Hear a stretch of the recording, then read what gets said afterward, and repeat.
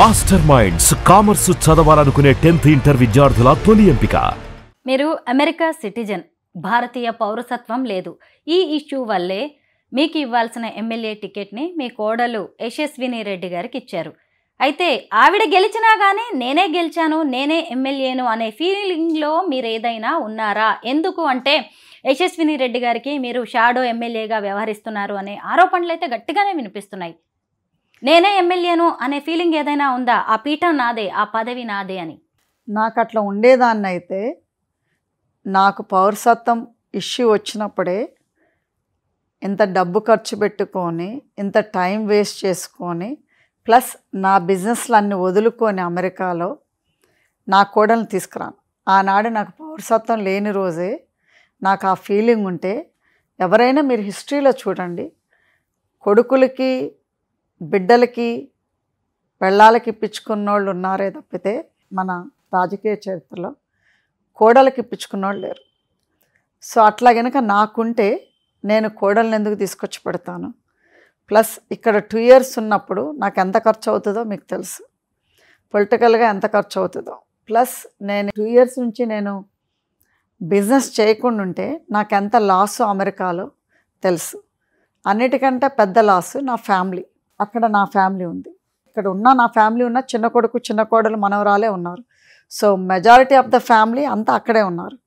So అంత సాక్రిఫైజు ఇంత చేయం కదా.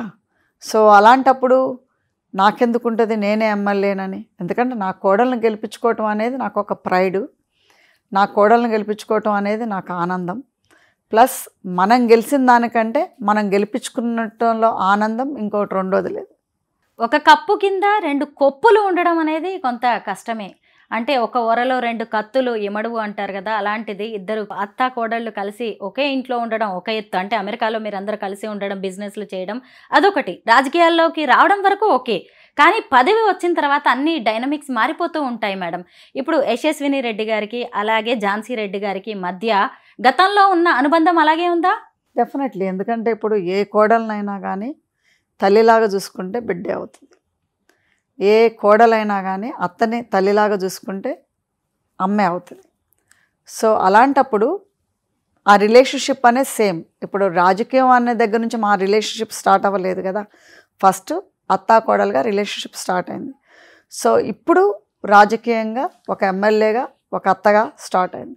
సో అదేమి చేంజ్ ఉండదు.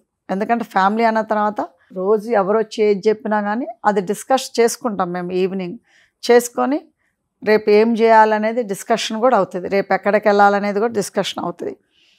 ఫర్ ఎగ్జాంపుల్ ఈ వారం ఉందనుకోండి, ఈ వారం మేమేం ప్రోగ్రామ్స్ పెట్టుకునేది, ఏం చేయాలనేది కూడా డిస్కషన్ ఉంటుంది.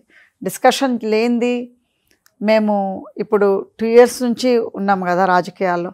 సో అలాంటప్పుడు ఒక అండర్స్టాండింగ్ అనేది ఉంటుంది మా మధ్య. సో ఆ అండర్స్టాండింగ్ అనేది ఎవరైతే సోకాల్డ్ ఆపోజిషన్ లీడర్సు, సోకాల్డ్ ఈ పార్టీలో ఉన్నా కానీ వాళ్ళకి బెనిఫిట్ కాని లీడర్స్ ఎవరైతే ఉన్నారో వాళ్ళు జీర్ణించుకోలేకపోతున్నారు. అయితే ఒక అత్తగారిగా మీ ఇంట్లో మీ నిర్ణయాలు, సలహాలు, సూచనలు చెల్లుబాటు అవ్వచ్చు, కానీ రాజకీయాల్లో వేరు. పైగా ఆమె ఇప్పుడు ఎమ్మెల్యే. ఇప్పుడు కూడా మీ కోడలు మీ మాటే వినాలి అని మీరు అనుకోవడం, అలాగే ఆవిడ వెళ్లాల్సిన ప్రోటోకాల్స్కి కూడా మీరు వెళ్ళడం, తనకి దక్కే గౌరవం కూడా మీకే దక్కాలని కోరుకోవడం, ఇలాంటివి జరుగుతున్నాయి నియోజకవర్గంలో అనే మాట ఎక్కువగా వినిపిస్తోంది.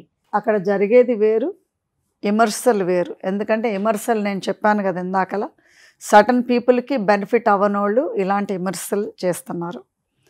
అది ఆపోజిషన్ లీడర్సే కావచ్చు, లేదా సోకాల్డ్ వాళ్ళకి ఈ పవరు దక్కనోళ్ళు, ప్లస్ మేము ఎక్కడంటే అక్కడ సంతకాలు పెట్టకుండా వాళ్ళ మాట తందాన తాన అన్నోళ్ళకి వాళ్ళు విమర్శలు చేసుకున్నారు. అని ఇంకోటి ఏంటంటే, మా కోడలు ఒక ఎమ్మెల్యే, తనకు ఉండాల్సిన ప్రోటోకాల్ తనకుంటుంది, తనకు ఉండాలి రెస్పెక్ట్ తను ఉంటుంది. ఇప్పుడు నా మాట నడవాలంటే యాజ్ అ అత్తగా కోడలుగా మా ఇంట్లో ఉంటుంది. అంతేగాని ఎమ్మెల్యేగా లేకపోతే ఇన్ఛార్జ్గా అంటే యాజ్ ఎ ఇన్ఛార్జ్గా నేను తన కిందే పనిచేయాలి. డెఫినెట్లీ తన కింద పనిచేస్తాను, మా పాలకుర్తి ప్రజల కోసం పనిచేస్తున్నాను.